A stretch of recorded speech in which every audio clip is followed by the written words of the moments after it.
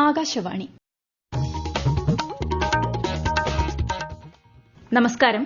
പ്രാദേശിക വാർത്തകൾ വായിക്കുന്നത് കൃഷ്ണ പ്രകൃതി.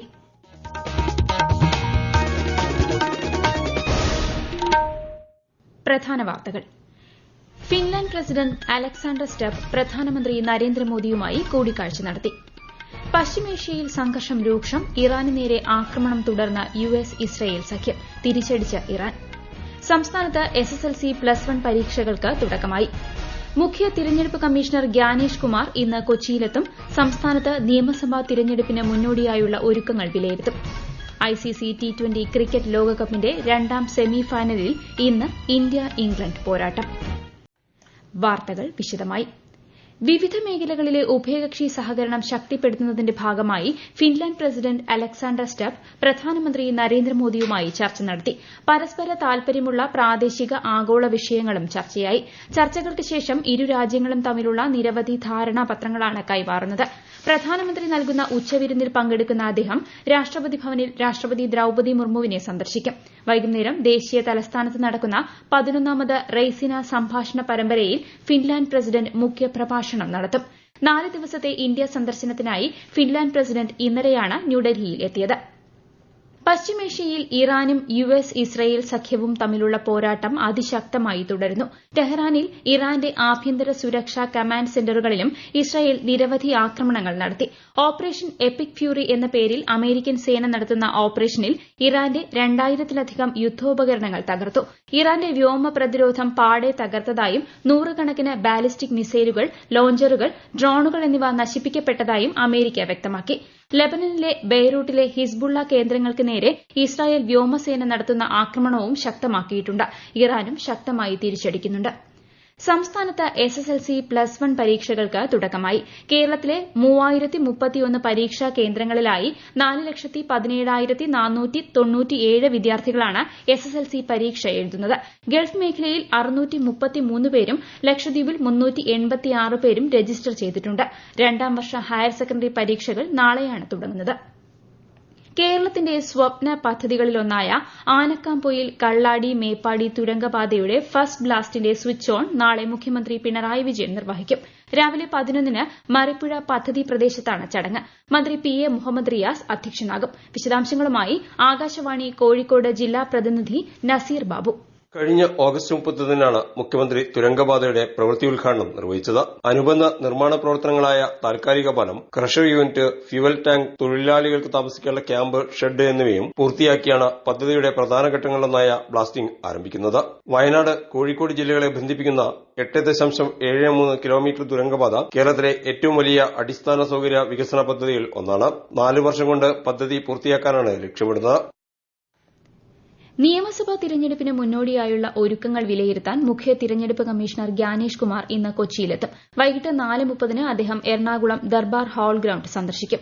നാളെ കന്നി വോട്ടർമാരുമായി അദ്ദേഹം സംവദിക്കും. 3 ദിവസത്തെ സന്ദർശനത്തിനിടെ ജില്ലാ തിരഞ്ഞെടുപ്പ് ഓഫീസർമാർ, ബൂത്ത് ലെവൽ ഓഫീസർമാർ എന്നിവരുമായി മുഖ്യ തിരഞ്ഞെടുപ്പ് കമ്മീഷണർ ചർച്ചകൾ നടത്തും. രാജ്യത്തെ 10 സംസ്ഥാനങ്ങളിൽ ഒഴിവുവന്ന 37 രാജ്യസഭാ സീറ്റുകളിലേക്കുള്ള നാമനിർദ്ദേശ പത്രിക സമർപ്പണം ഇന്ന് അവസാനിക്കും. നാളെയാണ് പത്രികകളുടെ സൂക്ഷ്മ പരിശോധന. മാർച്ച് 16-ന് നടക്കുന്ന തിരഞ്ഞെടുപ്പിന്റെ ഫലപ്രഖ്യാപനവും അന്നേ ദിവസം ഉണ്ടാകും. കൊച്ചി മത്സ്യ സമുദ്ര പഠന സർവകലാശാല കുഫോസ് സംഘടിപ്പിക്കുന്ന 3 ദിവസത്തെ സിമ്പോസിയത്തിന് കൊച്ചിയിൽ തുടക്കമായി. കേന്ദ്ര സഹമന്ത്രി ജോർജ് കുര്യൻ ഉദ്ഘാടനം നിർവഹിച്ചു. കടൽപ്പായൽ ഭക്ഷ്യ സംവിധാനങ്ങൾ, കാലാവസ്ഥാ ലഘൂകരണ തന്ത്രങ്ങൾ, സുസ്ഥിര മത്സ്യകൃഷി, തീരദേശ ഉപജീവന മാർഗ്ഗങ്ങൾ എന്നിവയെക്കുറിച്ചാണ് അന്താരാഷ്ട്ര സിമ്പോസിയം സംഘടിപ്പിക്കുന്നത്.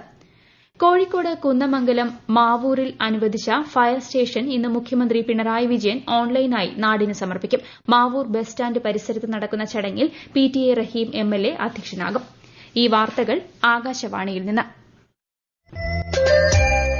ആകാശവാണി വാർത്തകളും വാർത്താധിഷ്ഠിത പരിപാടികളും All India Radio News Thiruvananthapuram YouTube ചാനലിലും All India Radio News Thiruvananthapuram Facebook പേജിലും AR News_ തിരുവനന്തപുരം ഇൻസ്റ്റഗ്രാം അക്കൌണ്ടിലും AR News_TVM X ഹാൻഡിലും ലഭ്യമാണ്. ഐസിസി T20 ക്രിക്കറ്റ് ലോകകപ്പിന്റെ രണ്ടാം സെമി ഫൈനലിൽ ഇന്ത്യ ഇന്ന് ഇംഗ്ലണ്ടിനെ നേരിടും. മുംബൈ വാങ്കഡെ സ്റ്റേഡിയത്തിൽ വൈകുന്നേരം 7 മണിക്ക് മത്സരം ആരംഭിക്കും. കേരള സഹകരണ വികസന ക്ഷേമനിധി ബോർഡ് റിസ്ക് ഫണ്ട് ധനസഹായം 8ാം ഘട്ടം വിതരണോദ്ഘാടനവും 1000 കോടി രൂപ നൽകിയതിന്റെ പ്രഖ്യാപനവും ഇന്ന് നടക്കും. തിരുവനന്തപുരം ജവഹർ സഹകരണ ഭവൻ ഓഡിറ്റോറിയത്തിൽ വൈകിട്ട് 3 മണിക്ക് നടക്കുന്ന ചടങ്ങിൽ മന്ത്രി വി.എൻ. വാസവൻ ഉദ്ഘാടനം ചെയ്യും. റിസ്ക് ഫണ്ട് ധനസഹായ പദ്ധതി ആരംഭിച്ചതിന് ശേഷം 1087 കോടി രൂപയിലേറെ ധനസഹായവുമായി നൽകി. ശബരി റെയിൽ പദ്ധതികൾക്കായുള്ള നിർമ്മാണ ചിലവിന്റെ പകുതി വഹിക്കണമെന്ന കേന്ദ്ര സർക്കാർ നിർദ്ദേശം കേരളം അംഗീകരിച്ചതോടെ റെയിൽവേ മന്ത്രാലയം നടപടികൾ വേഗത്തിലാക്കി. ഇടുക്കിയുടെയും അയൽ ജില്ലകളുടെയും ടൂറിസം, കാർഷിക, തീർത്ഥാടന മേഖലകളിൽ വൻ വിപ്ലവത്തിനാണ് ഇതോടെ വഴി തുറക്കുന്നത്. വിശദാംശങ്ങളുമായി ആകാശവാണി ഇടുക്കി ജില്ലാ പ്രതിനിധി രതീഷ് കൃഷ്ണ. ശബരി റെയിൽ പദ്ധതി യാഥാർത്ഥ്യമാകുന്നതോടെ എറണാകുളം, ഇടുക്കി, കോട്ടയം ജില്ലകളിലെ ഗതാഗത സൌകര്യങ്ങളിൽ വലിയ കുതിപ്പുണ്ടാകും. ടൂറിസം, കാർഷിക രംഗത്തിനൊപ്പം തീർത്ഥാടന മേഖലയിലും വൻ മുന്നേറ്റമാണ് പ്രതീക്ഷിക്കുന്നത്. ആകെ 3800 കോടി രൂപ ചെലവ് പ്രതീക്ഷിക്കുന്ന പദ്ധതിയുടെ പകുതി തുകയായ 1900 കോടി രൂപ സംസ്ഥാന സർക്കാർ വഹിക്കും. 305.71 ഹെക്ടർ ഭൂമി ഏറ്റെടുക്കുന്നതിന് സംസ്ഥാന സർക്കാർ ഭരണാനുമതിയും നൽകി. പതിറ്റാണ്ടുകളുടെ കാത്തിരിപ്പിനൊടുവിൽ ശബരി റെയിൽപാത യാഥാർത്ഥ്യത്തിലേക്ക് അടുക്കുമ്പോൾ അത് ഇടുക്കിയുടെയും മധ്യകേരളത്തിന്റെയും സാമ്പത്തിക ഭൂപടം തന്നെ മാറ്റിവരയ്ക്കുമെന്നുറപ്പാണ്. കാലിക്കറ്റ് സർവകലാശാല CH മുഹമ്മദ് കോയ സ്റ്റേഡിയത്തിൽ സ്പോർട്സ് പവലിയൻ നിർമ്മാണം ആരംഭിച്ചു. ആദ്യഘട്ട പ്രവൃത്തിയുടെ ഔപചാരിക ഉദ്ഘാടനം vice chancellor doctor P Raveendran നിർവഹിച്ചു. PM ഉഷ പദ്ധതി പ്രകാരം 5 കോടി രൂപയാണ് വകയിരുത്തിയിരിക്കുന്നത്. ഗാലറികൾ, VIP area, medal room, technical officials room, medal ceremony room, dress changing room, doping control room എന്നിവയാണ് സജ്ജീകരിക്കുന്നത്. പമ്പിംഗ് സബ്സിഡി ഇനത്തിൽ ഈ മാസം 31 വരെ ഉണ്ടായ കുടിശ്ശിക തീർക്കുന്നതിനായി കാർഷിക അഭിവൃദ്ധി ഫണ്ടിൽ നിന്ന് 20.67 കോടി രൂപ അനുവദിച്ചതായി മന്ത്രി കെ രാജൻ അറിയിച്ചു. കർഷകരുടെ നിരന്തര ആവശ്യത്തെ പരിഗണിച്ചാണ് അഡീഷണൽ ചീഫ് സെക്രട്ടറി ചെയർമാനായ ഫണ്ട് കമ്മിറ്റി തുക അനുവദിച്ചത്. നടപ്പ് സാമ്പത്തിക വർഷത്തിൽ പമ്പിംഗ് സബ്സിഡിക്കായി അനുവദിച്ച 15.75 കോടി രൂപയിൽ ഇതിനകം 11.8 കോടി രൂപ ചെലവഴിച്ചതായും മന്ത്രി പറഞ്ഞു. Special armed police battalion, Palakkad DHQ, Kerala police academy എന്നിവിടങ്ങളിൽ പരിശീലനം പൂർത്തിയാക്കിയ 330 റിക്രൂട്ട് സേനാംഗങ്ങളുടെ സംയുക്ത പാസിംഗ് ഔട്ട് പരേഡ് തിരുവനന്തപുരത്ത് നടന്നു. Peroorkada special armed police parade ഗ്രൌണ്ടിൽ നടന്ന പരേഡിന് സംസ്ഥാന പോലീസ് മേധാവി റവാഡ ആസാദ് ചന്ദ്രശേഖർ അഭിവാദ്യം സ്വീകരിച്ചു. തുടർന്ന് പരിശീലനത്തിൽ മികവ് തെളിയിച്ചവർക്കുള്ള പുരസ്കാരങ്ങൾ വിതരണം ചെയ്തു. കന്യാകുമാരി ജില്ലയിലെ കൊല്ലങ്കോട് ശ്രീ ഭദ്രകാളി ക്ഷേത്രത്തിലെ മീനഭരണി തൂക്ക മഹോത്സവം ഈ മാസം 13 മുതൽ 22 വരെ നടക്കും. 22-നാണ് പ്രശസ്തമായ മീനഭരണി കൊല്ലങ്കോട് തൂക്കം. മികച്ച സ്കൂളുകൾക്ക് ഓർച്ചഡ് ഇന്ത്യ ചിൽഡ്രൻസ് തിയേറ്റർ ഏർപ്പെടുത്തിയ പ്രൊഫസർ എരുമേലി പരമേശ്വരൻ പിള്ള പുരസ്കാരത്തിന് സംസ്ഥാനത്ത് 19 സ്കൂളുകൾ അർഹരായി. കാസർഗോഡ് മുതൽ പാലക്കാട് വരെയുള്ള വിദ്യാലയങ്ങളിലെ പ്രതിഭകൾക്ക് മാർച്ച് 7-ന് കോഴിക്കോട് വെച്ച് പുരസ്കാരം വിതരണം ചെയ്യും. മറ്റു ജില്ലകളിലെ പ്രതിഭകൾക്ക് ഈ മാസം അവസാനം തിരുവനന്തപുരത്ത് വെച്ച് പുരസ്കാരം വിതരണം ചെയ്യും. കുട്ടികളിലെ ശാസ്ത്രാഭിരുചി വളർത്തുന്നതിനും നൂതന ശാസ്ത്ര പരീക്ഷണങ്ങൾ പ്രോത്സാഹിപ്പിക്കുന്നതിനുമായി കേന്ദ്ര ശാസ്ത്ര സാങ്കേതിക വകുപ്പ് ഏർപ്പെടുത്തിയ ഇൻസ്പയർ അവാർഡിന് കോഴിക്കോട് കല്ലുരുട്ടി സെന്റ് തോമസ് UP സ്കൂളിലെ ദേവിക VK അർഹയായി. ഇൻസ്പയർ അവാർഡ് നേട്ടം കൈവരിക്കുന്ന കുട്ടിക്ക് 10,000 രൂപയാണ് സമ്മാനത്തുകയായി ലഭിക്കുന്നത്. കേരളത്തിൽ പകൽ താപനില വർദ്ധിക്കുന്നതിനൊപ്പം അൾട്രാ വയലറ്റ് സൂചിക ഉയരുന്നതിന്റെ പശ്ചാത്തലത്തിൽ ജനങ്ങൾ ജാഗ്രത പാലിക്കണമെന്ന് സംസ്ഥാന ദുരന്ത നിവാരണ അതോറിറ്റി. പകൽ 10 മുതൽ 3 വരെയുള്ള സമയത്ത് നേരിട്ട് ശരീരത്തിൽ കൂടുതൽ സമയം തുടർച്ചയായി സൂര്യപ്രകാശം ഏൽക്കുന്നത് ഒഴിവാക്കണമെന്നും നിർദ്ദേശത്തിൽ പറയുന്നു. മൃഗസംരക്ഷണ വകുപ്പിന്റെ നേതൃത്വത്തിൽ ആടുവസന്ത രോഗത്തിന് എതിരെയുള്ള പ്രതിരോധ കുത്തിവയ്പിന്റെ 2ാം ഘട്ട പ്രതിരോധ കുത്തിവയ്പ് യജ്ഞത്തിന്റെ സംസ്ഥാനതല ഉദ്ഘാടനം മന്ത്രി ജെ ചിഞ്ചുറാണി തിരുവനന്തപുരത്ത് നിർവഹിച്ചു. 2030ഓടെ സംസ്ഥാനത്ത് നിന്നും ആടുവസന്ത രോഗം നിർമ്മാർജ്ജനം ചെയ്യുമെന്ന് മന്ത്രി പറഞ്ഞു.